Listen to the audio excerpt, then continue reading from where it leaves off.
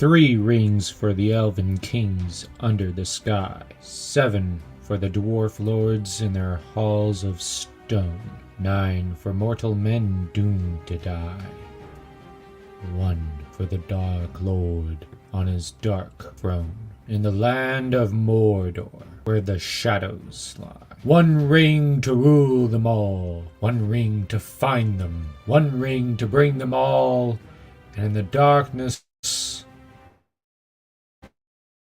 bind them in the land of Mordor, where the shadows lie.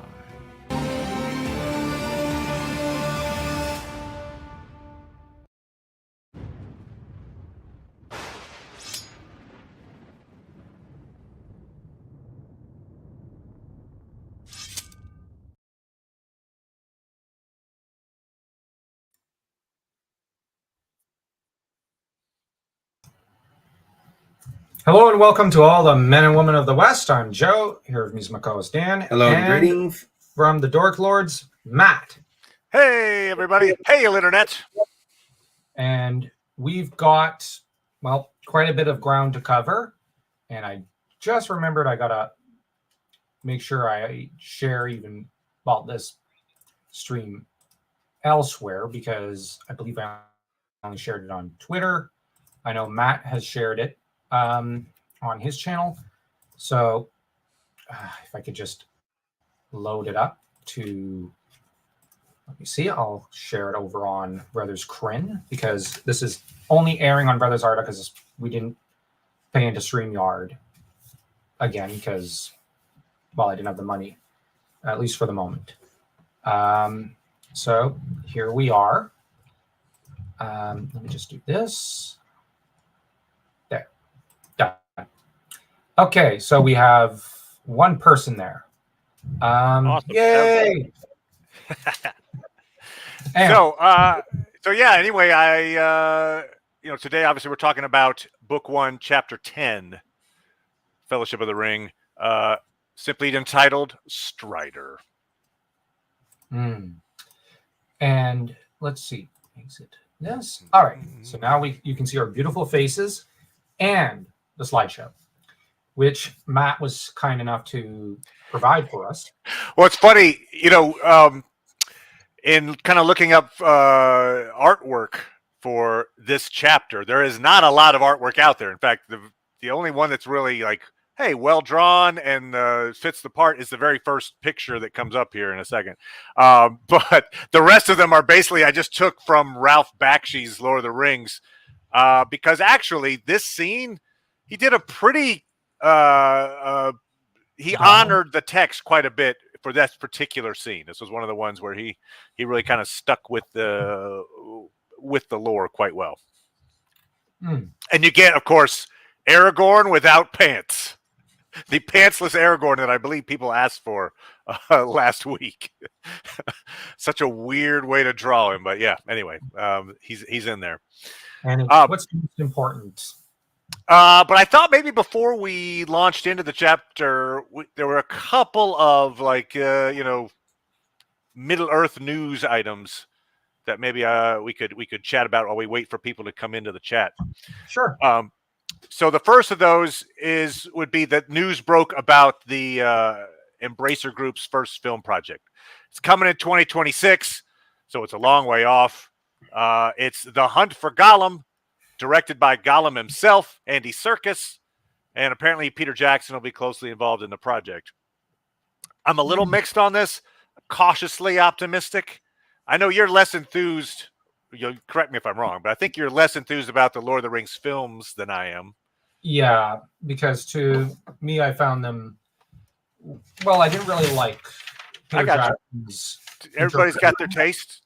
But on the other hand, I don't think people should pay too much attention to my reluctance, because the thing is, bear in mind, I'm a curmudgeon-y old man who doesn't like any adaptation except the audiobooks, like the audiobooks of Tolkien's stuff, like Children of Hurin by Christopher Lee, The Silmarillion, I think has Andy Serkis as the main narrator. And these are what I love and I live for.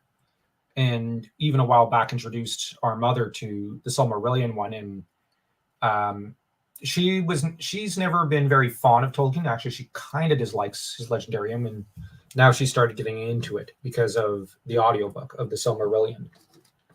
Oh, sweet. All right. Little gateway into the Silmarillion. I like it. Hey, Mark has joined us. Guten Abend. Hail to thee in Germany, good sir. So anyway, I did enjoy the Lord of the Rings trilogies. I thought Peter Jackson did maybe a less fantastic job with the Hobbit trilogy, although I will say that the most effective scene in the Hobbit trilogy, Riddles in the Dark. I mean, that I really appreciated the theatrical portrayal of that scene. So I trust that Jackson and Serkis will have the proper experience and knowledge of the literature to pull that off. My main reservation about The Hunt for Gollum is that the trilogy that the film version made very good use of Tolkien's text. They had 3 books to pull from, and they used that to their advantage. But for this, I mean, if this movie is literally about the hunt for Gollum, which I can only assume it is at this point, all we really have is a title to go on. We're talking a couple of pages of dialogue. It's, Gandalf recounts the events at the Council of Elrond. So I don't see that there's 2 hours of story there. So they're probably going to have to pad the runtime with other stuff. And they're likely going to have to write a bunch of their own dialogue. And I think that's where I'm like, I don't know. We'll find out. But it's early days. We don't know a thing about this project. I'll reserve my judgment for the next 2 years, put it that way. But anyway, just to say that's out there. It's a thing. I'm cautiously optimistic. It reminds me of something a friend of our channel, Grimdark, who's currently in the hospital battling for his very young life. Because he's about 27. Sending positive thoughts. Yeah. Well, he got through chemo really well, and things are looking optimistic. And he, after a moment of despair, he's published a video announcing that he's found his hope again, and he's going to fight to his last breath to stay alive. But he ended up saying something very insightful about why, well, for one thing, he clings so tightly to Conan, but also because he's the biggest Conan tuber. He commented that one thing he found frustrating about the Tolkien movies and all the adaptations and whatnot is that, to his mind, it's like a bunch of vultures picking at, there's only a little meat on a bone until there's nothing left. And they tend to pad everything out, and just generally, they don't ever leave anything on the bone.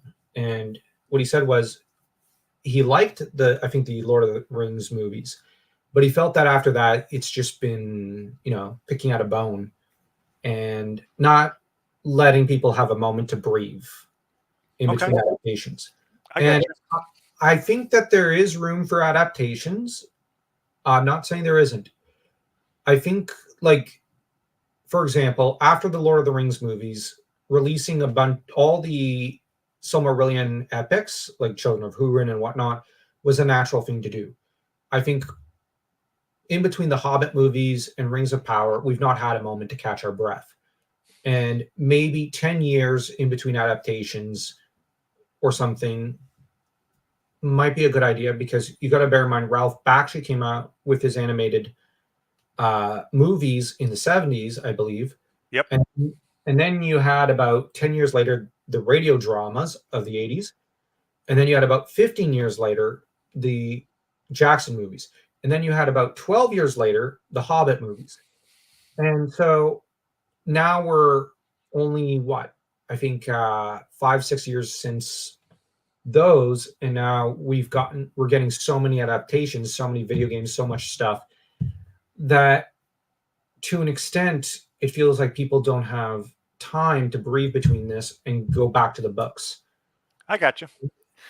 Yeah, I think that's fair. As You know, as properties become popular, people want to exploit them as quickly as possible for cash. So, Yeah. but I do feel like if there was a hope that this wasn't just a cash grab, the fact that they're pulling in Peter Jackson and Andy Serkis is at least a somewhat of a positive sign, and we'll let it go at that. How about that?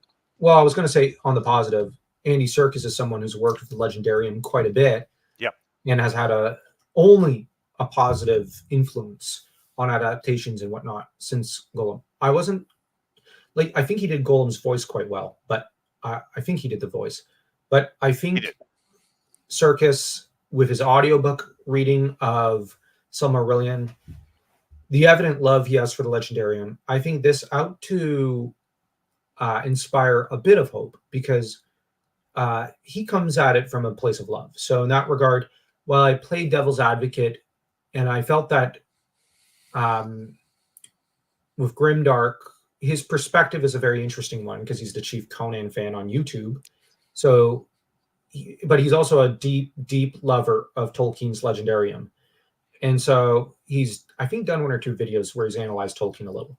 So I kind of felt that his view is an interesting one with regards to adaptations, and that I often agree with it, at least with regards to Tolkien to an extent, given I'm a curmudgeon-y old man. And I'm like way older than you are, but yes, you're right. You're the curmudgeonly old man. Yes. For me, I'm hoping that it becomes good, but and I'm not against adaptations, but with all the adaptations that have come out in the past couple of years of everything, it feels like I hope it's not just a Mick adaptation. Okay, I got you. Yeah, so we'll see. I mean, I'm just throwing it out there because that hit the news cycle a little bit on us. But the main item that I wanted to hit before we talk about this chapter is about the passing of Bernard Hill. Oh yes, at age 79. I released a video the other day about that. I saw that you did a video on that. Very, very touching. He was a gifted actor who enjoyed a long career, but to me, he'll always be Theoden. Really one of Jackson's most inspired casting choices. Really the sheer embodiment of that character. His line delivery, I mean, moved me emotionally on many occasions. I may complain about the adaptations, but Bernard Hill was the only actor who could play Theoden, and he played it to perfection. He played the role to perfection. This is a nerdly way to pay tribute to him, but my good friend Theron and I, we play games together online. One of those games is Age of Empires, historically based military strategy game. I play the Teutons, he plays the Britons, and we team up against the computer. That's beside the point. The game lets you add your own hotkey audio cues. So we filled the game with Lord of the Rings quotes, many of which, a large number of which, are Theoden's lines, because he had so many awesome quotes. And so if I'm being attacked, Theron will hear, Gondor calls for aid. And after an appropriate pause, I'll hear, and Rohan will answer. And then if a few minutes pass and Theron hasn't rescued me yet, he'll hear, "Where was Gondor when the Westfold fell? Where was Gondor?" And then if he still hasn't bailed me out, minutes have gone by and my civilization is completely in ruin, he'll hear, "So much death." And then if he does arrive just in the nick of time, of course, I hear, "Ride now! Ride now!" The ride for ruin. Oh man, it just makes you want to get up out of your seat. So all that is to say that we use these quotes in everyday conversations now. Like, Hill gave me a performance so memorable that it's so transcendent that he became a way that I communicate with my friends. So anyway, I will always treasure the gift that he gave to me, and rest in peace, Bernard Hill. And he was also, let me look it up. I always say this, but I always feel unsure. Let me see. I'm pretty sure he was in Hercules' legendary journeys as well. So let me look that up. All right. While you're looking that up, I will give a brief couple of line synopsis of this chapter before turning it over to you for our in-depth making our way through the text. Setting for this chapter, again, we're chapter 10, Strider. It's fairly simple. It's a room at the end of the Prancing Pony. Strider makes his case to join the party to guide them safely to Rivendell. And Frodo has to decide whether or not he can trust this complete stranger who seems to know so much about him. Eventually, he makes the right choice. And the underrated hero of the chapter, Nob, who apparently saved Merry from being carried away on the street by the Black Riders. So anyway, with that short summary out of the way, Joe and Dan, feel free to take us through in more detail. Mary would have been fine. Everyone knows he's the Chuck Norris. Well, that's right. If it had been Frediger, Freddy would have just punched out the Black Riders, and I done a little Muay Thai knee drop, and it had been just fine. Okay, Frediger would have obviously beaten them all up where they stood, but Mary probably would have ridden off and reported back to his friends in short order. All right, fair enough. He seemed that he was in trouble, but that was just because Nob didn't know who it was Mary he's talking about. Yeah. So, yeah, and that basically summarizes a good chunk of this chapter. At the start, the heroes are rather surprised to find Strider in their room, I believe. And Strider makes it very clear he's not going anywhere because, they want him to, buzz off. He's not going to because, he's there to help. And whether they like it or not, he's going to help, which I believe that's my cue for just doing one thing. And doesn't he look so grand? But I thought he was supposed to be clean shaven. Yeah, this is the Hildebrandt brothers' interpretation. They gave him a little mustache. Well, let's be honest. Aragorn does look better with facial hair. And they made him a little shorter than what he should be. All right, fair enough. He's supposed to be 6'7". I like the shadow on the ceiling that he's casting there. Yeah. Have effect. Yeah, and now Strider ended up slipping into the room. It's noted on page 163, like I said. At least of my Black Book edition, because I got the Black Book edition, my hardcover edition, out. Took it out of the box. And the thing is, Frodo is initially suspicious of Strider. And Strider expresses a lot of approval for this. And pretty much says, he does say that he has his price. And Strider tells him, no more than you can afford. And says that, just this, you must take me along with you until I wish to leave you. Which, like I said, stirs up some suspicion. At which point, Strider tells him, excellent! You seem to be coming to your senses again. And that is all to the good. You have been much too careless so far. Very well, I will tell you what I know and leave the reward to you. You may be glad to grant it when you have heard me. And it's funny because Frodo's not been suspicious enough for Strider's taste.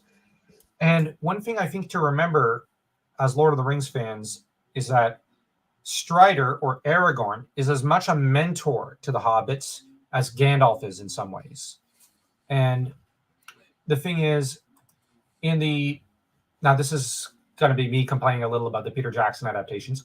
In there, Aragorn is not quite the I hope people don't mind my criticism here, but he's not quite the man he is in the book. He's too uncertain of himself, he's not confident enough, and he's too wishy-washy. Whereas in the book, he's a lot more the mentor kind of character.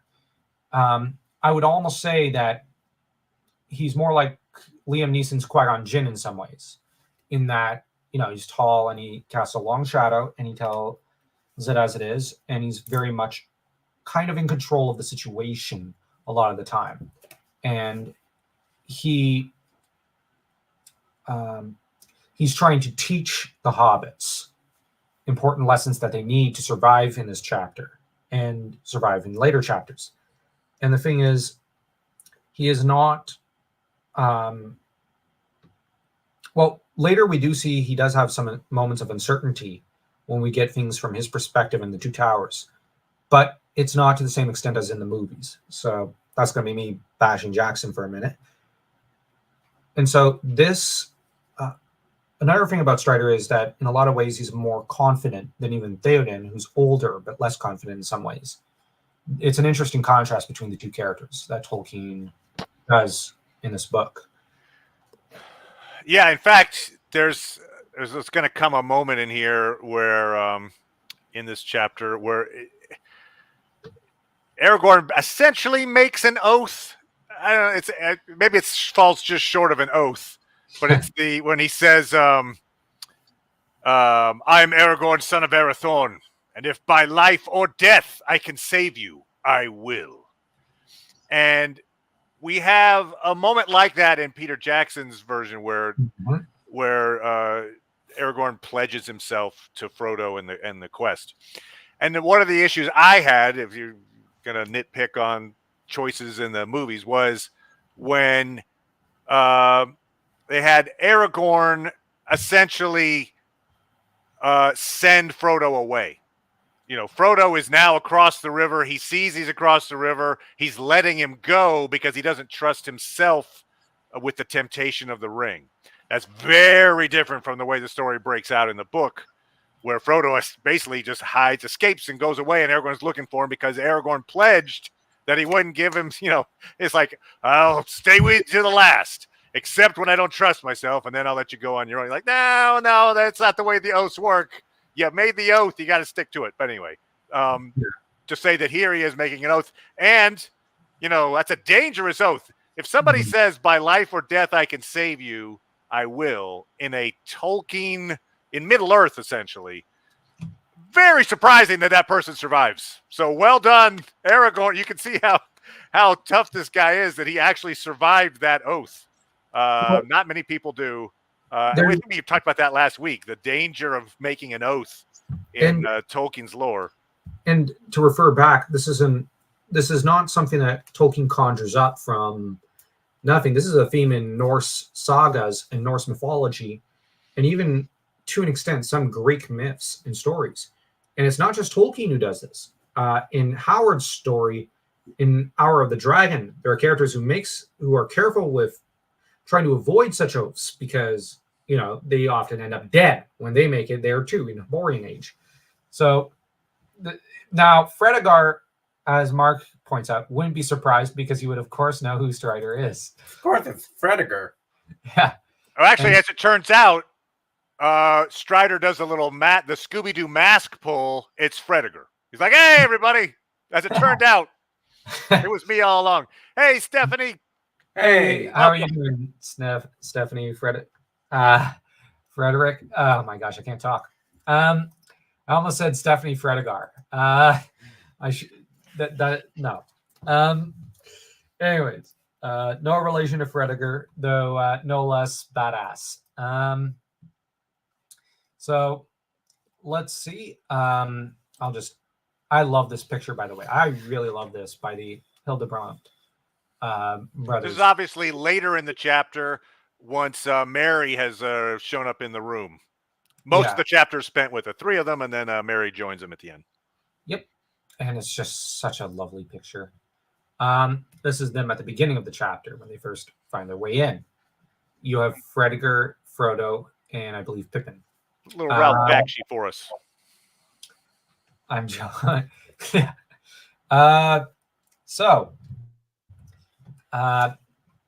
Now I'll just move along with my notes because I depend on my notes. They're my lifeline. Oh shoot, and I can't turn pages anymore. Let's see. Now, we also have to remember that Frodo's a hunted man, as the name Baggins is well known to the enemy, which Frodo comments. Well, Frodo has a bit of frustration about because I don't see what interest my name has for anyone in Bree, and I have still to learn why it interests you, Mr. Strider. Why it interests you. Mr. Strider may have an honest reason for spying and eavesdropping, but if so, I should advise him to explain it. Now, he says this because Aragorn reveals that he overheard them because he was basically hiding in the hedges. And one of the things I like about that particular quote, when he talks about how he overheard them, is he slips in like, "Yeah, I saw you talking to Bombadil, and anyway, you had a conversation." It suggests he knows exactly who Tom Bombadil is. He knows him on sight. He know he's Aragorn. He knows everyone. But what's also interesting is Gandalf. I don't think he's really met Tom Bombadil yet, and it's interesting because this suggests that there are people and connections that Aragorn has that Gandalf doesn't. So, Gandalf and Aragorn are two distinct people, but it suggests that when they travel, they do so a little differently from one another in some ways. And it kind of showcases the uniqueness of Aragorn, I think. I really like that. Yeah, Aragorn and Gandalf are certainly not the same character with different names, for sure. No. And as archetypes, they're very different because Gandalf is the magician and Aragorn is the king. So, yeah. And Aragorn's also fulfilling the Return of the King kind of. I know that's the title of the third volume, but it's also a bit of a cycle because you have King Arthur, you have Conan, you have Aragorn. They fulfill this kind of cycle of the returning king, returning to redeem the land and the people. Which, anyways, we have also on page 164. Oh, I just went over that. And we have, Aragorn describes what, Frodo's a little screw up as for that little prank. Frodo, it was sheer accident. And you have Strider, I wonder. Now, I think Aragorn's looking back on what happened with suspicion, and he's still kind of mad at Frodo, just seeing it as that little prank of yours, may have gotten us in quite a bit of trouble. And Frodo's claiming, no, it wasn't a prank, it was an accident. But we know the ring has a hold over Frodo, and that it might be that Frodo, I'm just positing a theory, did slip the ring on mid-jump and like what he did. And it's just he's misremembering in a way, or at least he's not conscious that, he's kind of how gripped he is by this ring. You know what I mean? Yeah, no, I agree. I feel like it's just something that he being Frodo, can plausibly call an accident. But the fact that he's probably always fiddling with the ring in his pocket, he's trying to resist the urge to put it on at any given moment, it increases the odds that he might accidentally slip it onto his finger at some point, especially in a case where you've got this chaos of this bar, there's all these, stimuli are happening, and he just kind of instinctively puts, the ring gets onto his finger.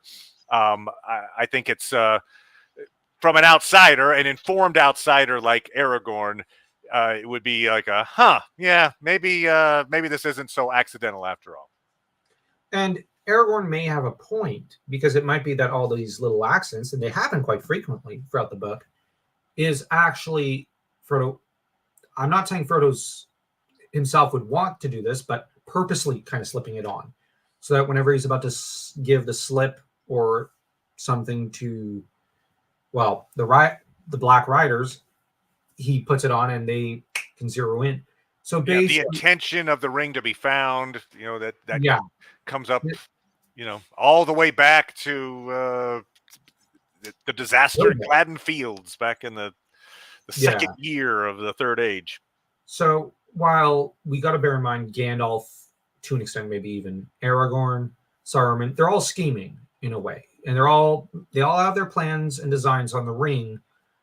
Well, Gandalf and Aragorn are planning to destroy it, but it does show that the ring has its own schemes, so to speak, and that Frodo is really caught in the grip of the ring and its schemes for him. But in turn, the ring may not realize it, at least not fully and not consciously, that Gandalf and Aragorn are trying to lay a trap for it in a way throughout the book. And yeah, that there's a grander perhaps scheme at work that that is working counter to the ring's intentions. Yeah, but in turn, we also got to bear in mind, maybe on some level, because the ring is really, in a way, a remnant of Sauron or a piece of him. So, in a way, it is Sauron in a way, and it, like they almost give the slip. Of course, it wants to be found. So you've got that working against Gandalf and his designs and whatnot. And so this tug of war is gonna continue throughout the book. And it's a very important tug of war. As well, in a way, the real conflict is happening within Frodo. But a lot of people have already made comments about that. Girl Next Gondor, Tolkien lore, Stephen from the Red Book. They've all probably analyzed this far more deeper than I could ever go into. And of course, most important to remember is that Frediger would never have given in. So, oh, certainly not. Certainly not. It's Frediger, of course. All hail Frediger. Now that said, Strider does reveal, though, that not all the Southerners mean well, in that I think it's Bill Ferny ended up talking to someone a little earlier, and that we talked about the Southerner from the last chapter. Bill and the Southerner ran off after the incident at the bar, which means they were running off to inform on the hobbits. But yeah, and that's where it's all Ferny's fault. And let's see. On the other hand, you have on the next page, 166, at least of the Black Book edition I have, you have Strider, who, well, not Strider. Sam apparently is still, my notes are in French, so I'll try to translate. Il se méfie. He's cautious. Suspicious. No, I'd say he's cautious, and he's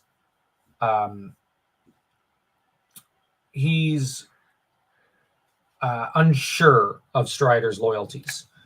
And yes, suspicious, but he's trying to be careful of Strider, because Strider may have said, don't trust anyone. So Sam decides, we're not going to trust you.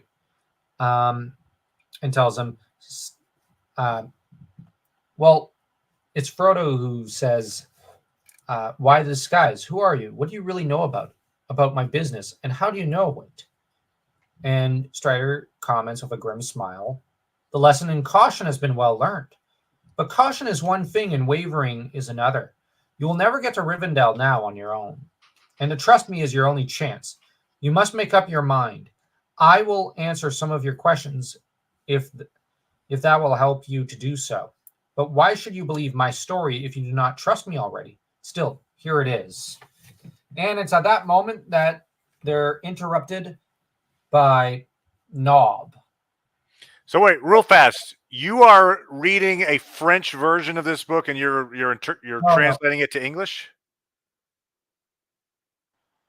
Well, actually, my French book edition is right over there on my on the. I was going to say it might be kind of fun. Take, I don't know, like for instance, the all that is gold does not glitter, or one of the poem or something recognizable from this chapter, and read it in French would be kind of fun. But okay, anyway, just think about that. Well, I thought that was next chapter, that all that is gold doesn't glitter or whatever. It actually comes up here because Gandalf puts it in the letter. Okay, well, I could read it in French. I could easily find a chapter quickly enough. Anyway, just say it. I'd be like, oh, well, yeah. But actually, Dan, can you hand that to me? Let me see where I'm at in this book, in the French All right, edition. so Mark is asking, without the spectacle of Frodo getting invisible, would Strider still have made contact with the hobbits here or waited a while longer? I think he makes contact here anyway, because I think he would have realized that the Black Riders were already in town. I mean, the Black Riders were here already, and the danger is I think too great to like. Well, they'll probably get out of Bree fine. And so now, the French translation is I'm at pretty much I think the Fool of a Toque scene, but the French translation you got to bear in mind of Lord of the Rings is not as good as the French translation of other Tolkien works. And, okay. Weirdly, I've never heard it in French, and it just made me think like, oh wow, that'd be interesting to hear how this goes in French. Normally, French translations, especially of like the Silmarillion and the various epics, and even the Hobbit, are very musical to read. Okay. But for some reason, the translator here just went for a very blunt usage of the language, so that the musical quality that flows in Tolkien's English edition has been lost. Okay. But what's interesting is the Hour of the Dragon translator, who translated the main Conan epic into French, tried to make it as musical as possible so that it flows musically as though it were written by Tolkien. And I kind of think that maybe there needs to be a new translation of Lord of the Rings with that translator, that lady who translated the Conan book, do the translation of Lord of the Rings, because this one is not a good translation. With an eye, maybe more for meter, in other words, or yeah, I got you. So okay, so what are you about? What is the English version of what you're about to read? Well, I'm gonna try to find. Well, I'll try finding it later. Okay, all right. Just know that. Just put a pin in that. It would be kind of fun to hear like the French version of one of these things. Actually, I gotta remember to look into the actual table of contents. The letter is from Fredegar, right? That's not from Gandalf. This guy Strider's cool. Take him with you. What's interesting about the "All that is gold does not glitter" poem, or at least the introduction of it in this chapter. So we see it in Gandalf's letter, but then Aragorn says the poem somewhat unconsciously while reacting to the knowledge that Frodo thinks he looks foul but feels fair. So it's that the line is, "You frightened me several times tonight, but never in the way that servants of the enemy would, or so I imagine. I think one of his spies would, well, seem fairer and feel fouler, if you understand." "I see," laughed Strider. "I look foul and feel fair, is that it? All that is gold does not glitter. Not all those who wander are lost." And so I feel like he says that as a way of that line from that poem, "All that is gold does not glitter," is basically all that is fair might seem foul. So with the you're a fair person who seems foul, to him kind of evokes that line of the poem, that he is in fact this unpolished gold that is not glittering, but is actually, going to be king one day. And all those who wander are not lost, I believe it is. That's a good description of Aragorn. Now, just to show how here we get the Aragorn without pants. By the way, there we go. The Ralph Bakshi version where it just goes with the Anyway, just to bash the French edition a little. For example, rather than La Fraternité de l'Anneau, as all the French people call it, this translator stupidly went with La Communauté de l'Anneau, the community of the ring, not the fellowship. Oh, the community of the ring. Interesting. Okay. Yeah, which is a really bad translation. The person should have gone with Fraternité. And this is where I know that there's a joke among some French people I've talked to that Christopher was drunk when he was supervising this translation, because he himself never made elementary mistakes like this when translating projects himself. But his translator did a bad job, a botched one, and Christopher gave his blessings to this. And so you have the French who claim he was either drunk or he was asleep on the job. It's not that the French are resentful of Christopher. They love him. It's just there's some resentment towards this really bad translation. So let me see. Let's see. So let's try to make sure I've got the. Oh, my internet's not doing good. You're hanging in there. All right. I'm just trying to find it. Let's see. Let me try to find the actual letter to try to make sure I can find the exact passage. I'm not very good at finding these little details and nooks and crannies. I got you. I took this at you the last second. That is on me. Le voici. Tout ce qui est or ne brille pas. Tous ceux qui errent ne sont pas perdus. Le vieux qui est fort ne dépérit point. Les racines profondes ne se sont pas atteintes par le gel. Descendre un feu sévère, des ombres une lumière jaillira. Renouvelée sera l'épée qui fut brisée. Le sang couronne sera de nouveau roi. So what was that passage? That was, all that is gold does not glitter. Nice. Not all those who wander are lost. The old that is strong does not wither. Deep roots are not reached by the frost. From the ashes a fire shall be woken. A light from the shadow shall spring. Renewed shall be blade that was broken. The crownless again shall be king. Now, I may have complained a lot about this translation, but I do like the I do like some of it, but I will actually say, as someone who's worked in translation, the French poem does not rhyme, so the translator failed because okay, they didn't find a way to make it rhyme in French. Yeah, you have to make it rhyme in French and capture the same meaning, which I know some people may say is very difficult. It is, but it can be done, and I know because I've done it. I've translated countless poems from English to French, captured the meaning every time, and captured the rhyme every time. Yeah, I remember doing back in I was doing more theater. I did an English translation of Moliere's School for Wives.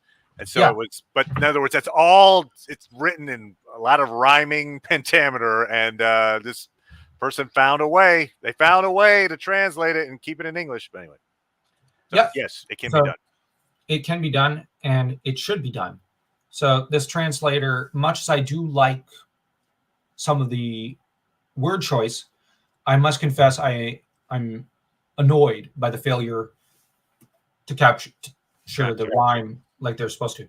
And just to compare it to the Conan novel, that translator captured the rhyme. So it's one of those things where I'm just like, I'm pointing at the rival book and I'm going, well, this person captured the flow of actually did not capture the flow of Howard's language, but captured that of Tolkien and applied it to a Howard book and kept the rhyming structure whenever the poetry necessitated it. So along with the meaning. So it's one of those things where how come the competition could do it, but you couldn't? Especially since you have Christopher, who is a passionate lover of the French language, as was Tolkien. And Tolkien did inject, at least I notice a bit of, well, maybe not the French language. He was trying to go to use earlier English terms, but the way the book also, some of his books rhyme, in a way, like the flow of the sentences, it reminds me of what a lot of writers traditionally did in the 19th century with French literature, like Alex Dumas and Victor Hugo. And so Tolkien's capturing that flow, as well as that of Perrault with his fairy stories. He wrote in a very flowing manner. And so Tolkien should be easier to translate because Howard used blunt language, whereas Tolkien used a flowing English language. So how come you can get Howard to flow, but not the writer whom this should be easier? Gotcha. Right. There's a lyrical quality to it all. Yeah. One of the things about that poem, another thing that's interesting about it is it mentions the sword that was broken, and we are introduced to the sword in this chapter. Aragorn reveals it. And I think Sam makes some comment about it. Wow, it's broken. Wow, Yeah. well, that's not that useful.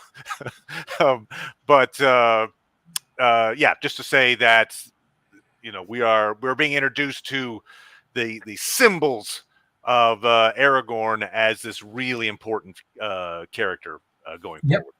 And in a way, Tolkien also does something most writers would not approve of. He tips his hand a little to us about what he's going to do with Aragorn. Talking about the sword, talking about the crown, the bloodline. He basically reveals everything without revealing anything. Yep. It's so much like him.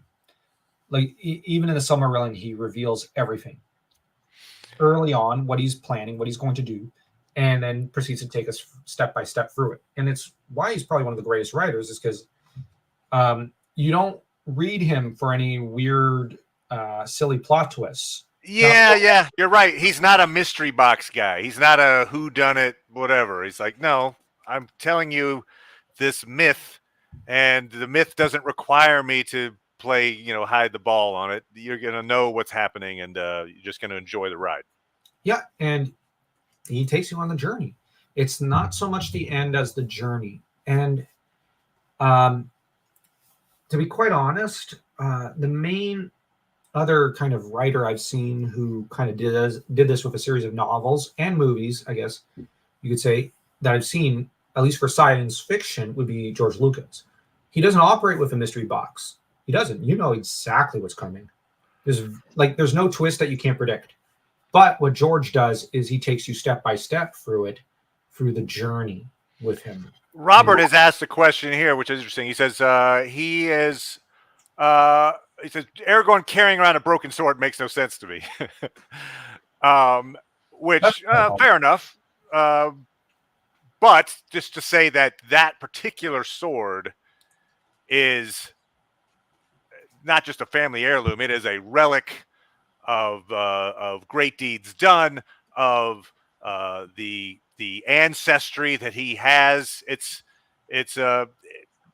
other than having a crown, it is a sign that he is of the line of kings from Isildur. So it's more of what it represents to him. And he does know, obviously, from the poem that at some point it's supposed to be reforged. I think at this point it means more to him to have it because it is a link to his past, and it shows his link to this thousands of years back past. Yeah. And Stephen from the Red Book, I think, once made a video, a very fascinating one, where he suggested that Aragorn keeps it broken for a time as a reminder, in a way, of how Isildur failed and of the past. And this forms a bit of, in a way, the initial connection between Aragorn and what happened 3,000 years or so ago.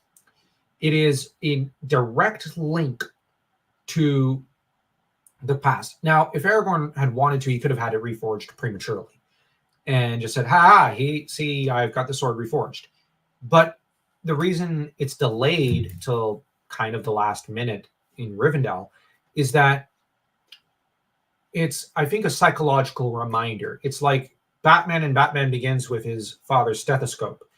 It's a reminder that of the failure, in a way, of the lineage.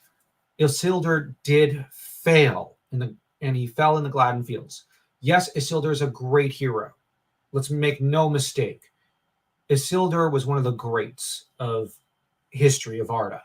But ultimately, Aragorn probably keeps it broken as a reminder to remain humble, to not allow himself any kind of possible hubris.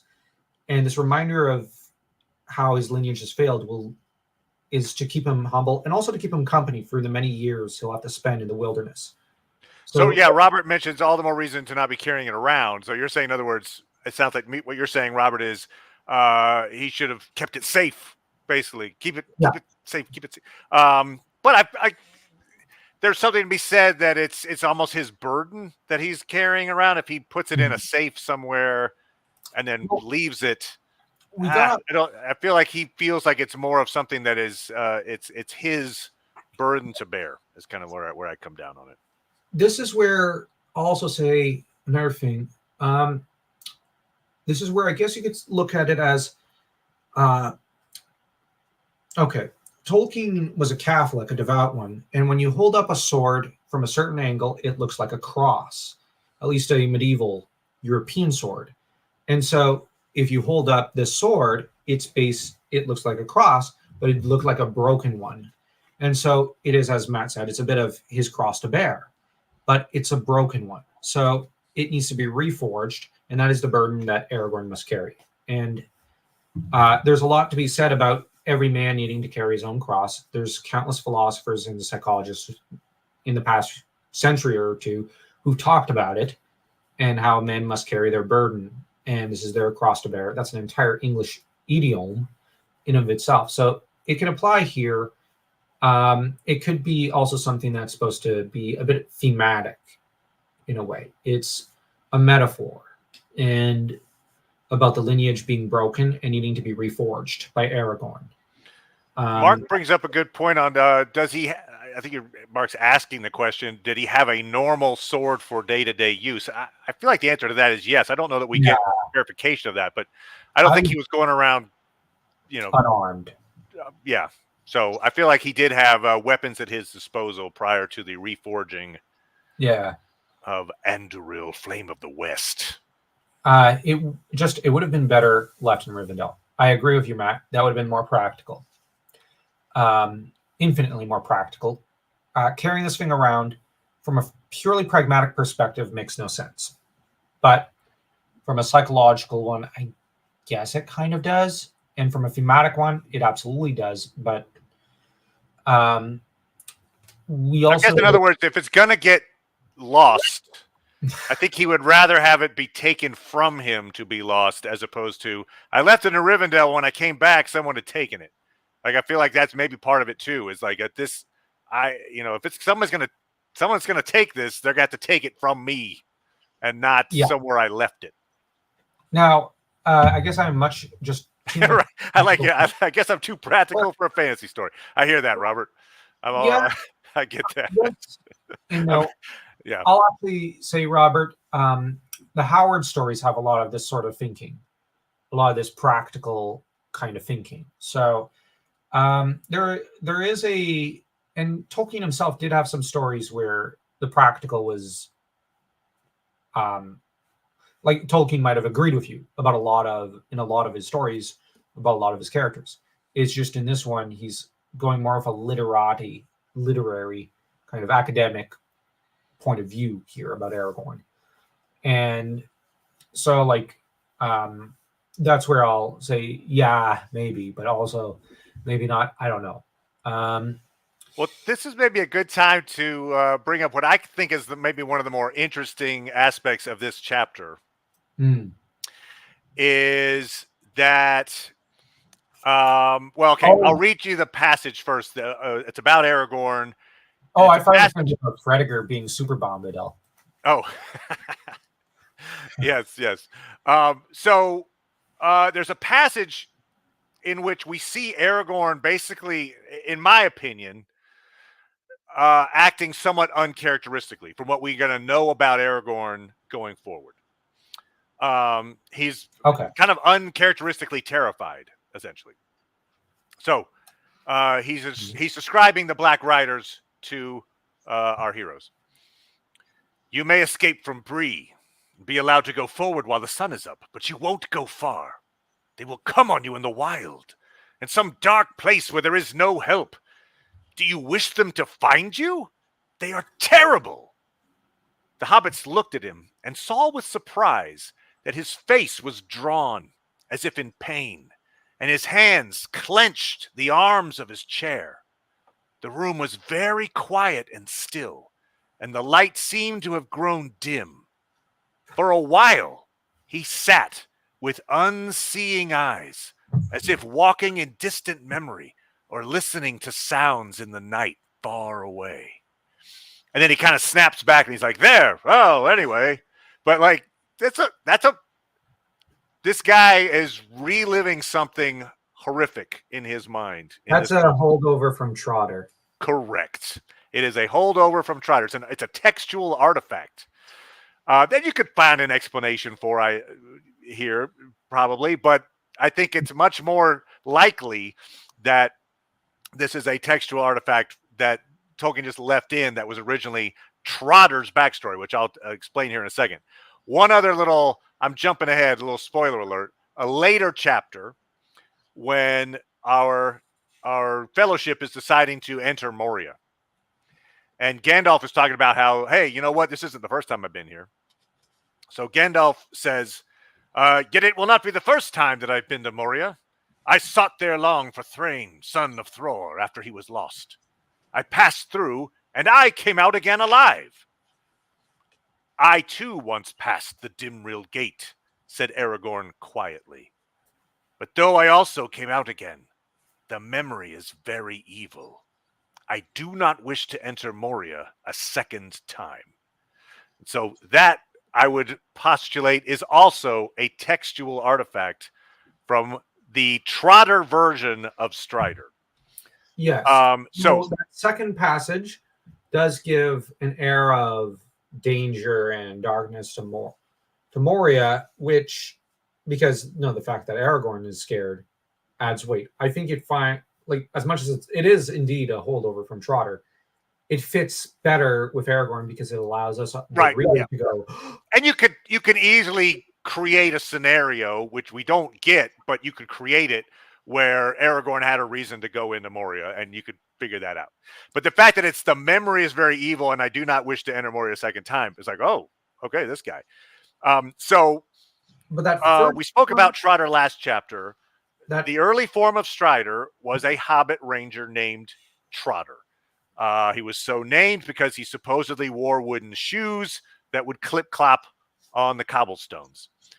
For his backstory, Tolkien had the idea that while on the hunt for Gollum, I am bringing that around, Aragorn entered Moria through the Eastern Gate, the Dimrill Gate.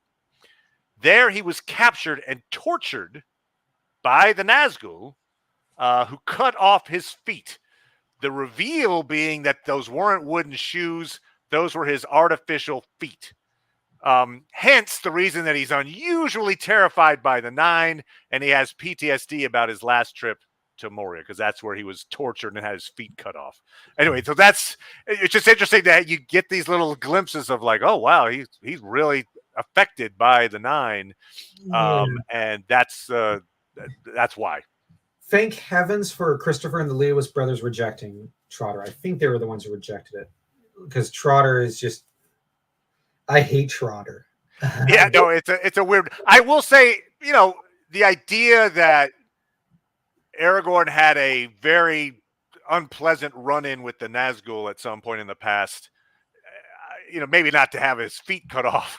That's a little drastic, but something that ended poorly for him, so that he had some. There's some wonder in him about whether he can stand up to them or not. I think, there's nothing wrong with that. But yeah, the Trotter character needed to change, and it did change. Yeah. Robert mentions the practical streak in me also questions why people think the majority of the remnant of the Dunedain of Arnor is in the east of Eriador. Oh, okay. Interesting. More likely to be in the west and or south of the Shire. And you're glad Robert's also glad that Tolkien revised the story. Yeah. I'll actually say that as a writer, for me, I draw a bit of encouragement from how bad those early drafts are, because the early drafts with Trotter are the worst pieces of writing I've ever read in my entire life. And I am encouraged by that because it means I can never write anything that bad. But on the other hand... So that's right. When you've written something terrible, you can be like, well, you know what? Lord of the Rings wasn't so hot right off the bat either. So there we go. Yeah, but the Lord of the Rings we did get is one of the greatest pieces of literature ever written. So Tolkien was someone who, he needed to battle. Yeah, he needed to revise. He was like Beethoven. It wasn't perfection off the hop. It was perfection after a long series of hours and a lot of editors and whatnot. Because what the Lewis brothers, the Inklings, Edith, and Christopher did for him, not just simply proofreading, but kind of editing in a way. So like they expected nothing but perfection from him, and then he got it. So this is encouraging for writers and we ought to maybe emulate his methodology. Mark brings up, I was just like, put orc and Morgul and Mark all in the same line. Yeah. Aragorn knows stuff. I mean, the knowledge that the Morgul blades turn people must come from somewhere. Great point. But he is an explorer. He has journeyed to all corners of Middle Earth and beyond. So yeah, it's in his travels for him to have run into cross paths with the Nazgul seems completely in character. Let's see. Morgul Schreiber. I guess I am talking about. I had to crack that joke. I guess I am talking about the women and children settlements, not the Wandering Rangers. So they're having a conversation here. So Robert was wondering why he thought that perhaps the Dunedain should be located in the west and or south of the Shire, and Mark was pointing out that he says they are technically supported by Elrond, Rivendell. So being mainly in the east of Eredor makes sense. Most of the dangers come out of the east, and then anyway. So there's a nice back and forth here going on. I like your conversation going on there. I hadn't thought about where it would make the most sense to keep. I just always thought of the Dunedain moving so much. They're little satellites. They're almost like a roving band that I don't think of them as having a permanent settlement at this point, with Arnor having, gone away. But yeah, I'll put some thought into that. It would make sense for them to be both in the west and east. East because Elrond, west because Círdan. So you could go either way, and the logic wouldn't fail either on either front. Let me see. And of course, our little chat is interrupted by that buffoon Butterbur. I'm not terribly fond of Butterbur. I agree very much with Gandalf about him. What was it Gandalf says? I hope Butterbur sends this promptly. A worthy man, but his memory is like a lumber room. Thing wanted, always buried. If he forgets, I shall roast him. And I'm of the same opinion as Gandalf. Butterbur needs a bit of roasting. Yeah, Gandalf has a threshold past which he's done with you. Yeah. Okay, so he threatens to roast Butterbur even more so than what he already did. Yeah. Well, and of course, it's the whole the famous insult to Pippin: throw yourself in next time. Yeah. Well, and we also get evidence again. Coming back to the hunt for Gollum. I know we're not getting to that for a couple of chapters. That's the Council of Elrond stuff. But in that recounting of events, actually, no. We've already talked about this. This is not a Council of Elrond moment. Gandalf, when he's talking to Frodo about the ring and about Gollum, which is back in, I think, Shadow of the Past, he mentions, yeah, I had to put the thread of fire on Gollum and, basically torture him to get him to talk. So Gandalf is not above stewing someone, put it that way. Yeah, and it's interesting because Girl Next Gondor, Lexi, has described Gandalf at various points as being temperamental and tempestuous sometimes. And these are apt descriptions because this falls into Tolkien's notion that a good man is not a safe man. Just because you're a good person doesn't always mean you're safe for the forces of evil. That is to say, Gandalf could be a dangerous individual to be around. On the other hand, Gandalf is also being introduced here as having a major flaw he has to contend with and overcome over the course of the story, so that he's on his own hero's journey. His flaw is that of wrath. That is to say, anger. And he has a bit of a temper. Once it gets a hold of him, He tends to roast people. And we saw a bit of that temper in The Hobbit. But in The Hobbit, it was much more almost humorous. It wasn't put on the same display, I would argue, like in the same way as it is in Lord of the Rings. And of course, we have Mark, who points out Aragorn chose the broken Narsil. Of course, Fredegar would take the shards, hold them together for a second, and boom, Andorel. Yes. He's a master forger, among other things. I would say forger. He could probably do forgery as well, but oh no, Fredegar is still hanging out in Crick Hollow, isn't he? Then you have right. We're getting that. Well, yeah, we're getting right to the moment. Boy, he's. I forgot which date it is. It's coming up very fast that he's going to have to make a run for it. But yes, I think at this very moment he's probably still at Crick Hollow. Yeah, I think so. And we have Strider, who, when Butterbur arrives, sinks into the shadows of the room, just in case it's a trap. And I think, or it's not Butterbur. And Butterbur comes in, presents the letter from Gandalf, and Strider surprises Butterbur by stepping out of the shadows. And Aragorn proceeds to, around page 168 and 169 of the Black Book edition, I think he ends up, let me find the actual section. It's pretty funny. I remember finding a section where Strider ends up mocking Butterbur. I'm trying to find it. I really found it, his sense of humor.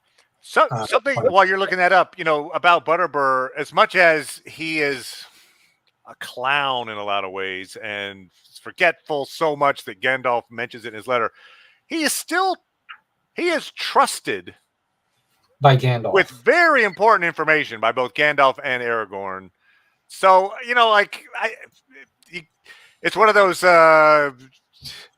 give and take things. But I think on the whole, it's like Butterbur's got some pretty redeeming qualities, all said and done. People value him for his honesty, his trustworthiness. He's not the brightest guy, but he will be loyal, in a bond. Okay, I found the joke. You have Butterbur, who ends up looking suspiciously at Strider and says, "But if I was in your plight, I wouldn't take up with a ranger." You have Strider. "Then who would you take up with? A fat innkeeper who only remembers his own name because people shouted at him all day?" I just thought that was a funny joke and that's in the Baxi version as well.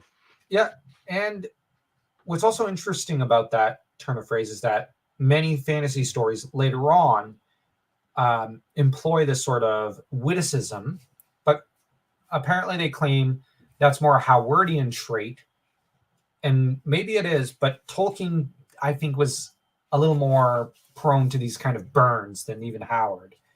So arguably, for example, Raistlin Magir's wit in Dragonlance owes more, I think, to Strider than it does to any other character in fantasy history, at least that preceded him.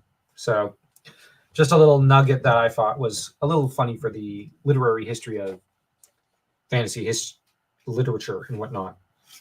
But anyways, we get, of course, Gandalf's letter, which we ended up, going over quite a bit. And it's interesting because Strider also takes command of the situation. Like, as soon as they are finally willing to trust him, he basically takes command. And it's not that Strider wants command, it's that it comes naturally to him. He's a natural born leader. He's someone whom, like it or not, he's charismatic and he is intelligent. So men find it easy to just kind of fall in step with him. And this is a very important trait for his archetype, the king archetype, to have. Right, and I feel like he's got a plan from the beginning here. His plan is, I'm going to guide them to Rivendell. What is the best way for me to take these individuals to Rivendell. And, someone else might just try to bark orders at him and say, you're going to follow me no matter what. Blah, blah, blah, blah, blah. He realizes he needs to win them over. They need to want to have him lead them. So how does he best accomplish that? He gives them information. He says, hey, you could do with it what you want. Like he kind of gives them a line and lets them come to the conclusion that, oh, actually, this guy is pretty damn valuable, and maybe we ought to listen to what he says. And so, yeah, you see his emotional intelligence in this scene, that he ends up getting what he wants, but he didn't just take it by force. He made them realize, oh, actually, this makes the most sense to have you take us to Rivendell. Got it. Mm. Oh, that was, Aragorn cussing out Butterbur there. All right. Let me just go from current. This is my favorite picture. Sorry, I just really like the art here.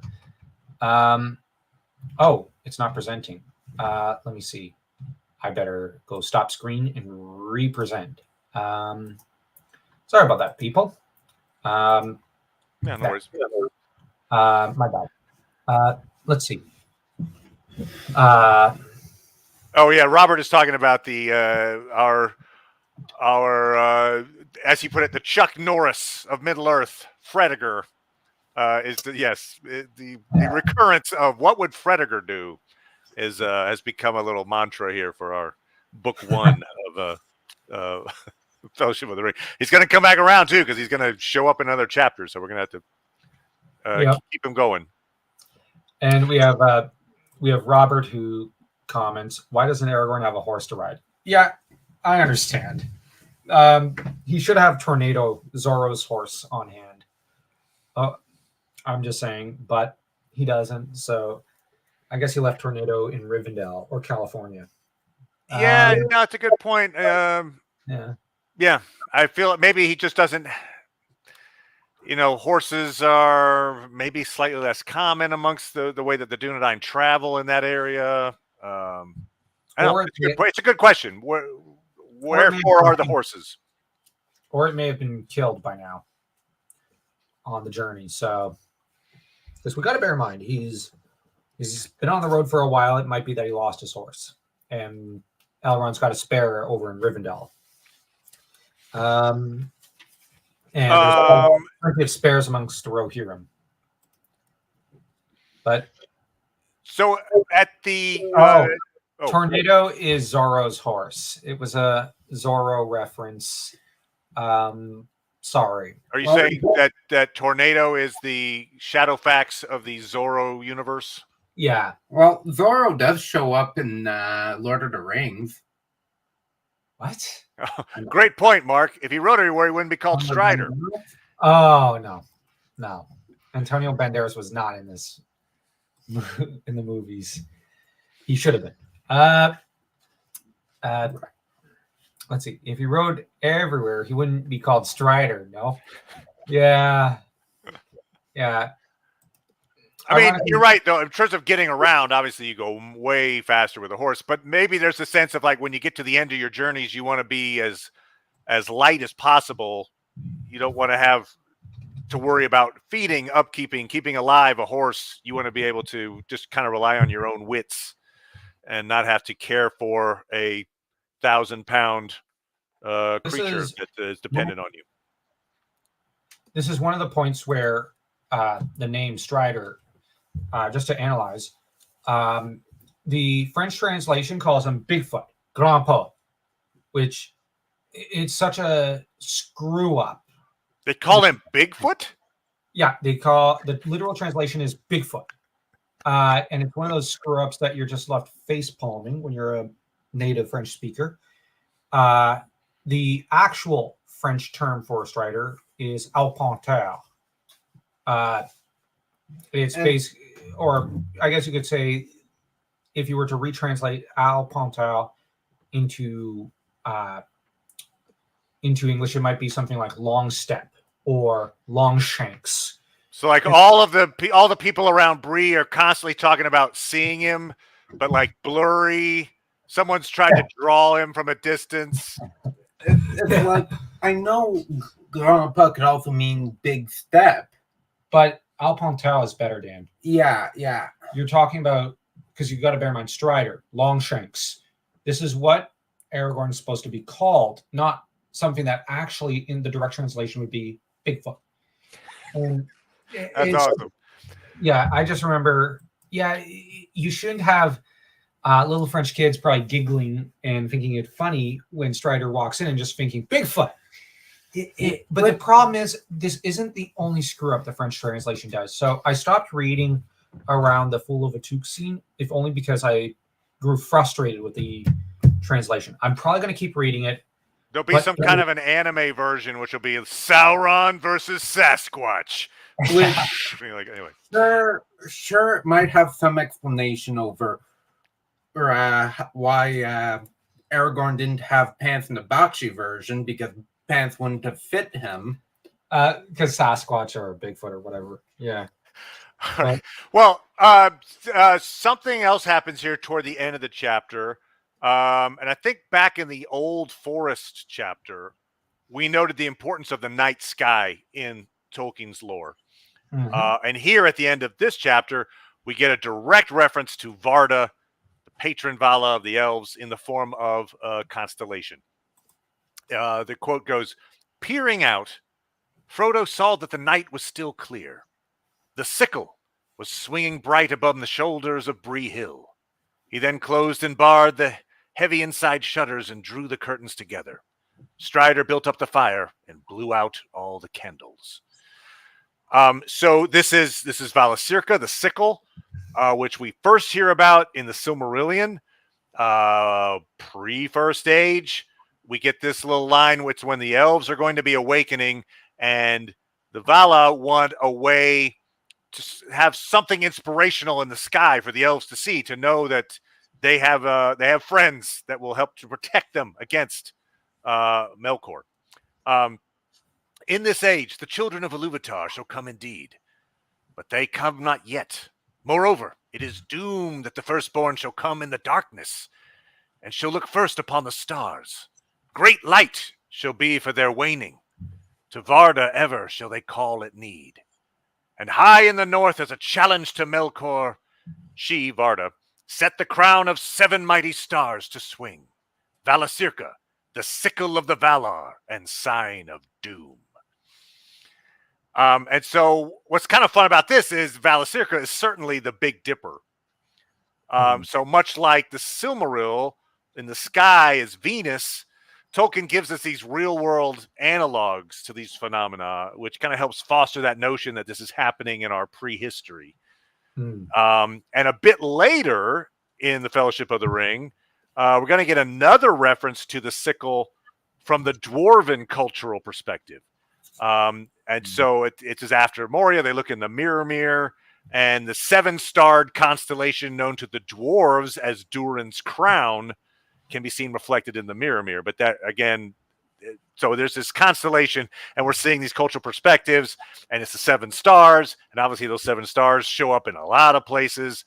And so there's a huge context to this one constellation, and the fact that he notes that Frodo sees it on the same night that he meets up with Aragorn, and Aragorn blows out the candles and everything is fine. There's a sense of history is happening in this moment. Yep. Now, to go back a few pages to get back to... Yeah, I jumped ahead. Sorry. I skipped. No, it was good. That was at least we got it all out of the way. And the thing about the stars is they do play an important role in the story. And you mentioned the star of Venus. That's relevant to Strider, to Aragorn, because Eorendil is his ancestor. And interestingly, he says, now he's asked why didn't he mention he was a friend of Gandalf at once, and he basically ends up saying, he didn't know about the letter. But on the other hand, he then adds, and this is where I think it's one of the more fascinating bits on his part, but I must admit that I hoped you would take to me for my own sake. A hunted man sometimes wearies of distrust and longs for friendship. And that's very fascinating because it shows that across all the years, the decades, that Aragorn has been hunted like a wild animal and had to hunt through the wilderness and basically fight for his own survival, rather akin to Conan over in the Hyborian Age. Deep down, he did long for friendship, and that he hoped that the hobbits would would come to trust him without him needing to spill Gandalf's name and say, "I'm with Gandalf, I'm cool," or "I'm with Fredegar, I'm cool. Like, you can trust me."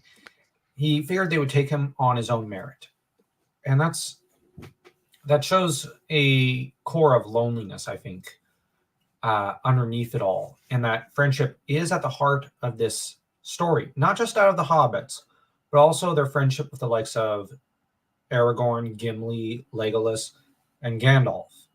And that's where... Yeah, and I think he also maybe feels almost a responsibility, again, maybe as a leader again, the idea that he would rather have people come respect him on their own terms rather than be told to respect him.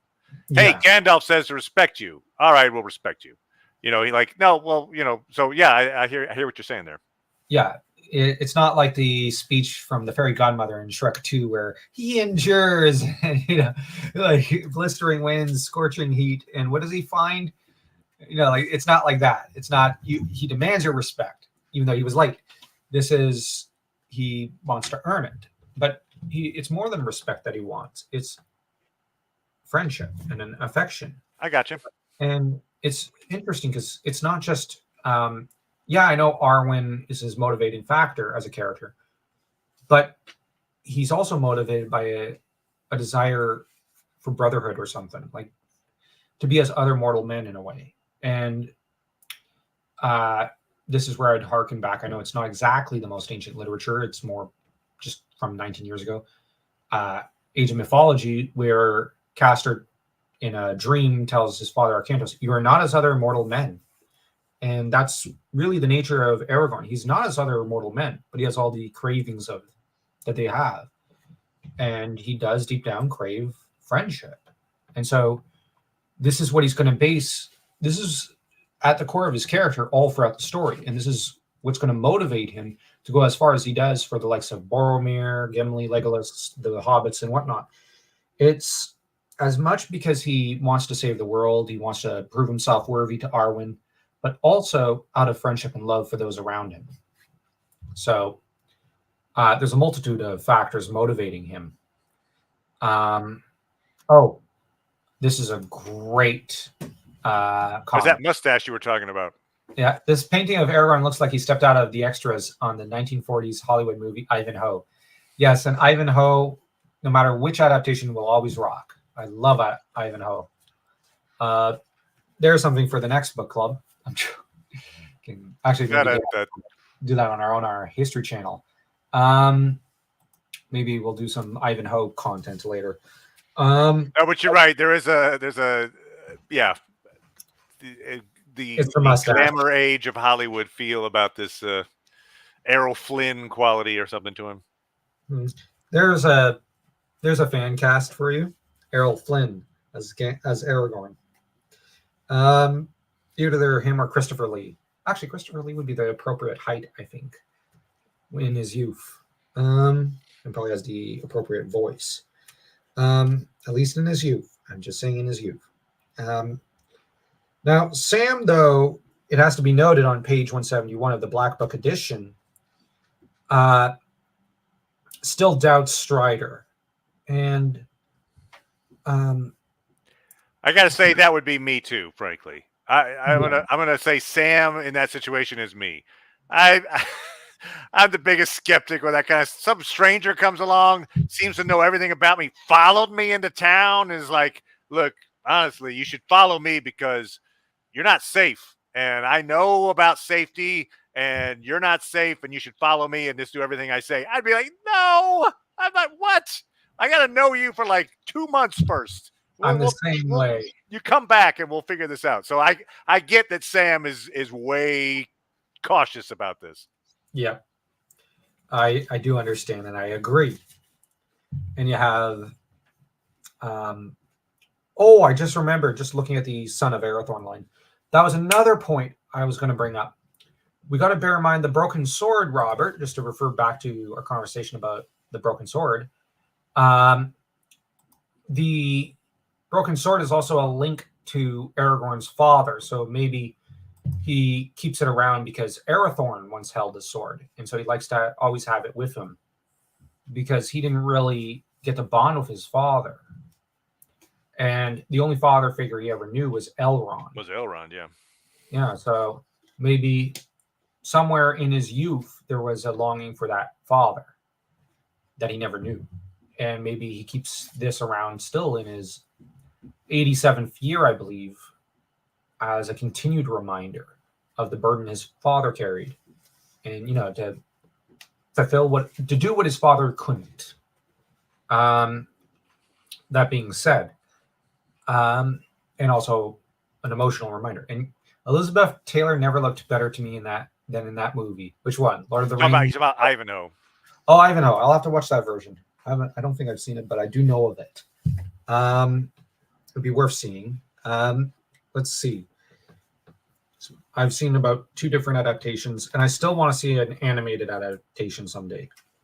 Don Bluth should have made one. And I did carry that complaint to him when I was in class with him once, and he laughed.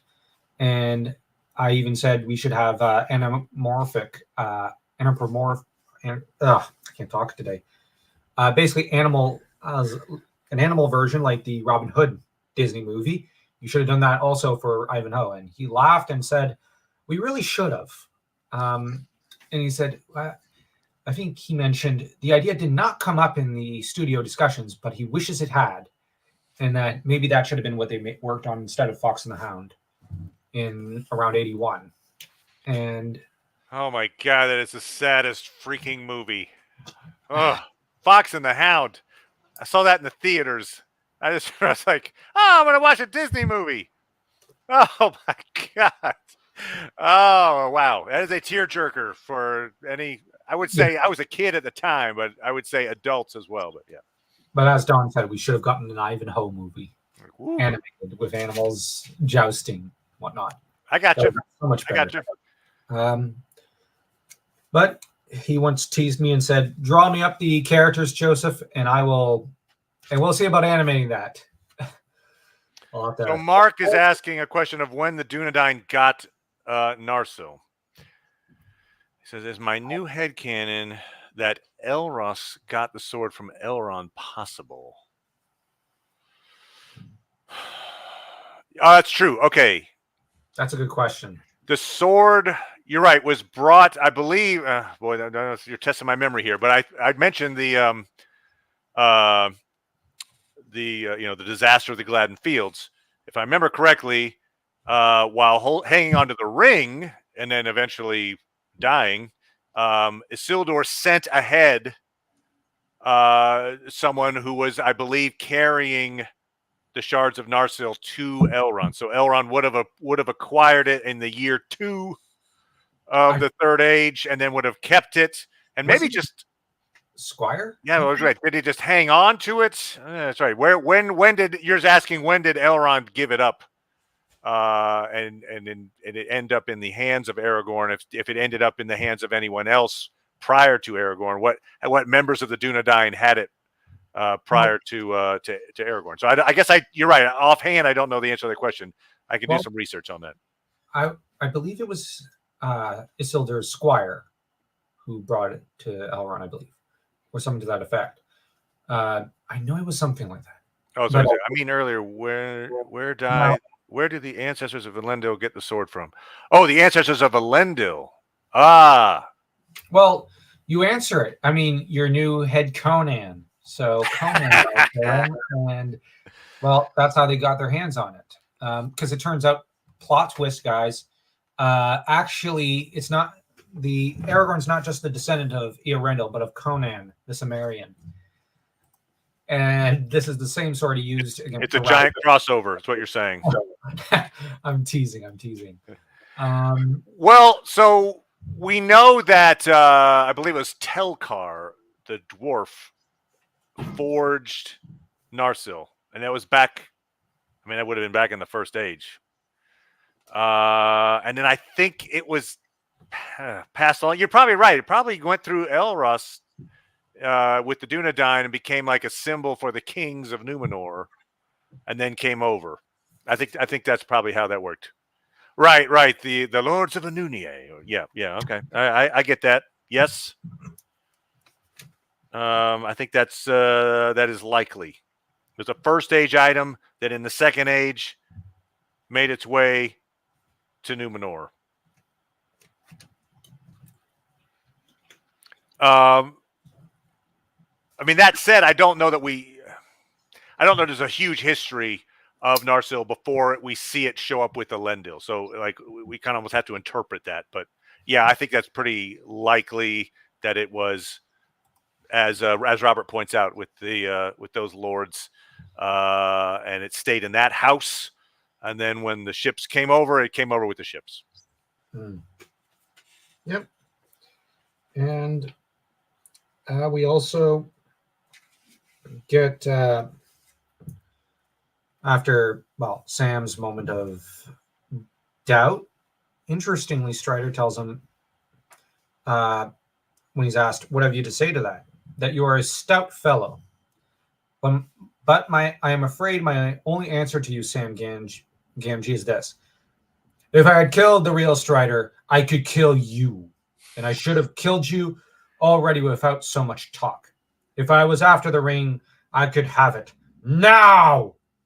And he stands up and shows the hilt of his sword. Yeah, that's a big moment for sure. But then he says, but I am the real Strider.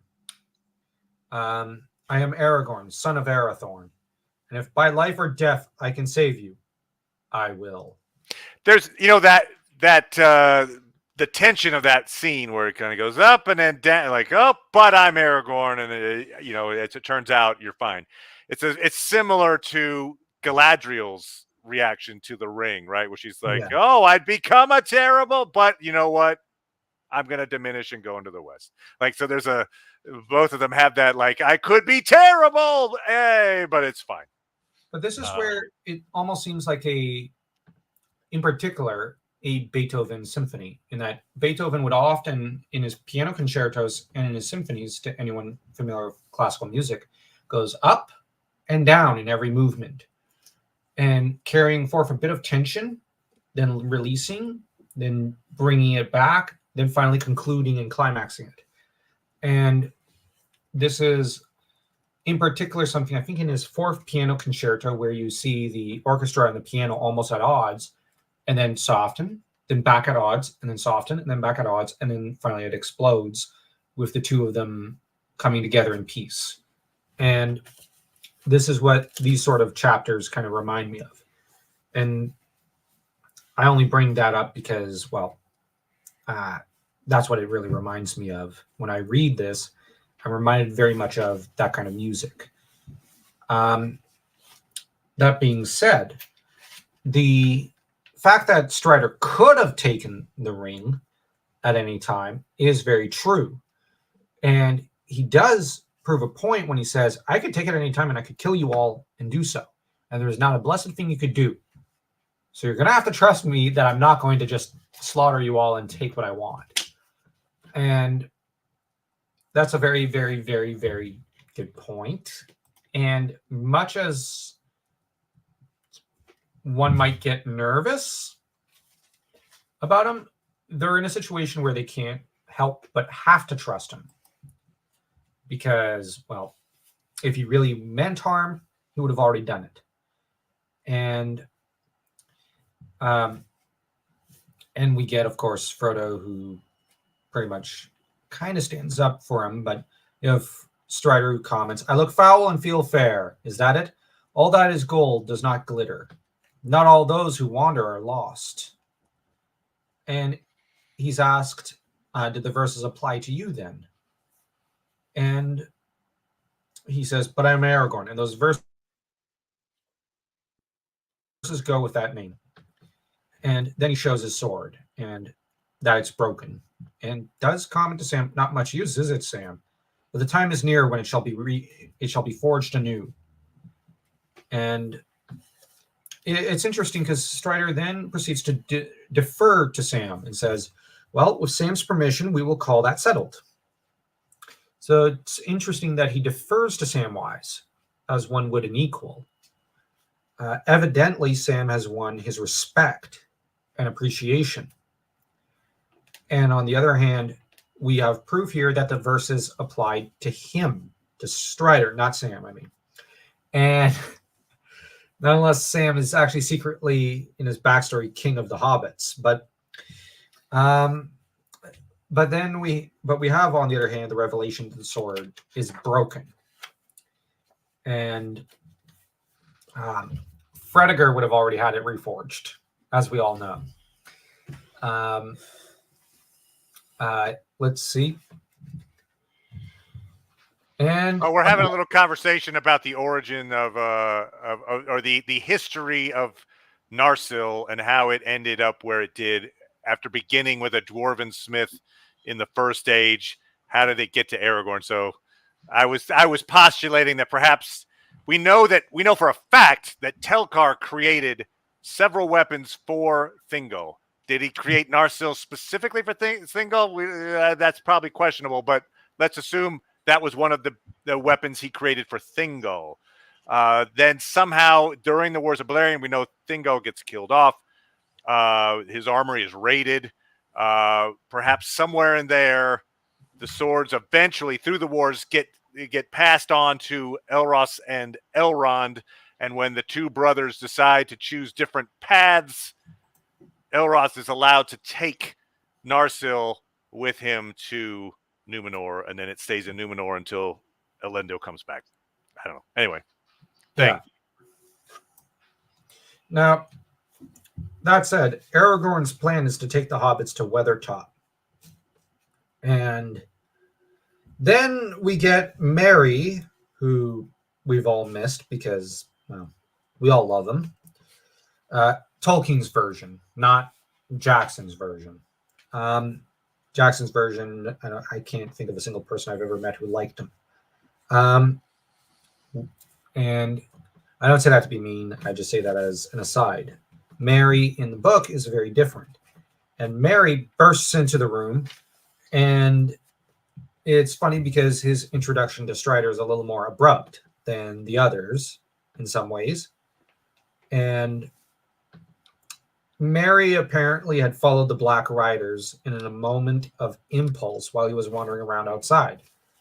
And this nearly ended in his doom, which it was a darn foolish thing for him to do. And Merry ended up following them, succumbed to the Black Breath, and Strider is able to glean some info, namely that the riders must have left their horses outside and passed back through the south gate in secret. They will know all the news now, for they have visited Bill Ferny, and probably that southerner was a spy as well. Something may happen in the night before we leave Bree. And that's where we then get the revelation of the Sickle constellation shortly thereafter, which Matt had gone over with us. And we also get Merry getting scared and wondering if the Black Riders will attack the inn, which Strider tells them probably not. The Nazgul will probably not risk an attack quite yet. But it's, he uses the term, no, I think not, which does suggest some plausible doubt on that front. So it could go either way. But as said, we see the Sickle constellation, and we get Merry, who ends up referencing Frodo's little prank. We talked about the man in the moon last chapter. They jumped over the moon. Yeah, jumped over the moon, chuckled Merry as he rolled himself in his blanket. Very ridiculous of you, Frodo, but I wish I'd been there to see. The worthies of Bree will be discussing it 100 years hence, at which point we actually get a rather grim comment from Strider as the last line of this chapter. I hope so. Right. In other words, I hope everyone's still alive to be able to make a comment about your mischief in the bar. Yeah. I think Strider's a little more glum a personality than the Hobbits to an extent, which is an interesting contrast between them to an extent and him. He's a much, much grimmer personality than any of them. Oh, interesting. Robert says he just remembered a statement Aragorn made when they found out the ponies were released. He said, I was going to walk anyway. So he says he just answered his earlier question. All right, well, there you go, Robert. You ask the questions and you answer them yourself. You're the best kind of questioner. But yeah, so that's chapter 10. We're actually pretty close, 2 chapters away from the end of book 1 of the Fellowship of the Rings. So I don't know, a little prestigious there. Next time we're going to be back on the DorkLords channel, talking about chapter 11, A Knife in the Dark, which is an awesome chapter as well. Yes. What else can people find on the Brothers channels, good sirs? Oh, I completely forgot about plugging. Well, at the moment, Dan and I are doing some content on our Brothers Krynn channel, where about our book, The Crown of Blood, which is about a bloody civil war, about a Scottish fantasy kingdom, I guess you could say, in our world. It's an anthology which goes over the death of a multitude of kings, inspired by Shakespeare's Richard II, when he says, let us sit upon the ground and tell tales of the death of kings. So it's a pretty bloody, grim kind of set of stories, but pretty fun. So you'll be able to probably find the link. Well, maybe I'll post that in the comment section. We also have our Substack, where we write a bunch of fantasy serial novels. I would in particular say, if you like Lord of the Rings, to look up The Darkspire Conspiracy, which is a much more kind of Tolkienian, Volsung saga, Nordic adventure story.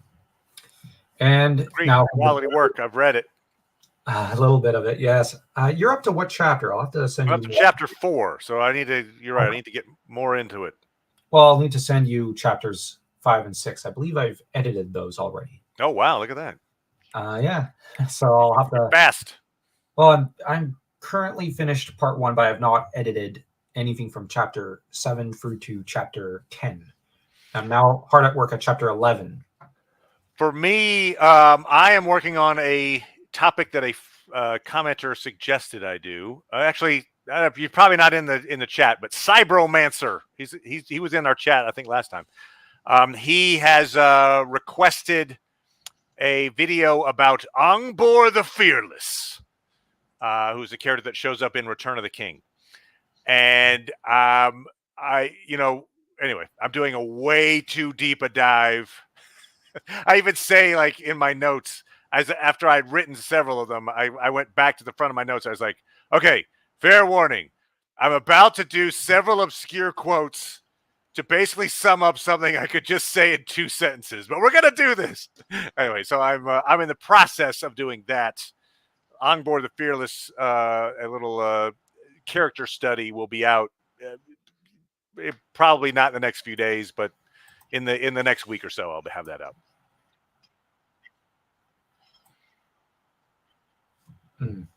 Well, we're also hoping, now that I think about it, we should probably also get around to doing more content for our YouTube channels soon, because we do have some stuff. We've got our Red Sonja book club, which we're doing just the 2 of us. There's about 6 novels to that series, so trying to read through it. We got to finally record tomorrow. It's been busy as a madhouse.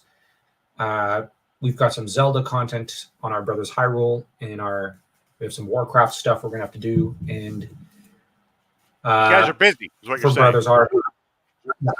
yeah, although for Brothers Arda, hopefully we'll have another Silmarillion podcast episode up for you all later in the week or next week, because we're at Agnor and Andreth, and I absolutely love that story. And I want to use it to also shout out your channel, Matt, because That's right. I did a video on that myself. Yep, one Back of the in the best day. videos out there on YouTube, and that our Silmarillion podcast video will be in dialogue with that, and hopefully we'll be able to just take your link if you want and put that in the description or in the comment section, because I kind of want that video to kind of, connect to yours. Sweet. And Oh, that sounds amazing. Yeah. because I also want to get Dan's perspective on that story. But anyways, No, it's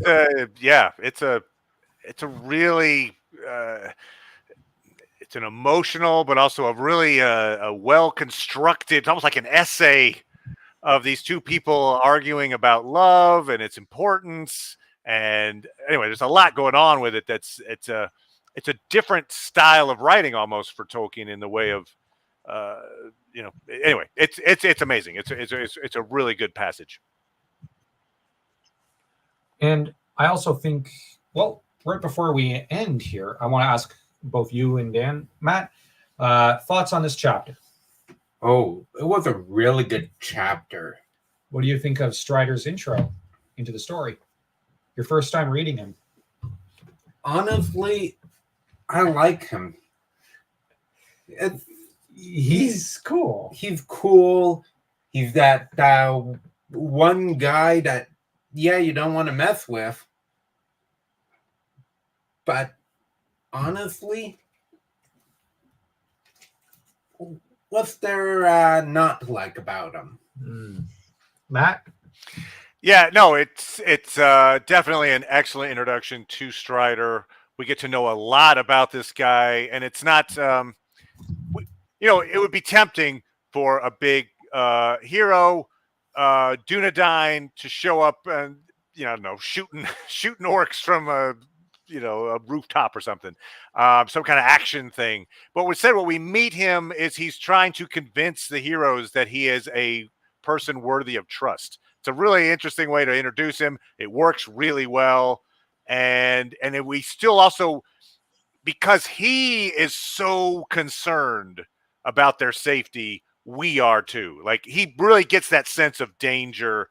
We've known all along there's impending danger happening. But now with Strider, this really competent person that obviously a lot of people depend on, Gandalf included, to be as deathly afraid for their safety as he is, it does raise the stakes for what's to come. So that's great. Although, hey, Mark, Glorfindel still has one of the best intros of all times.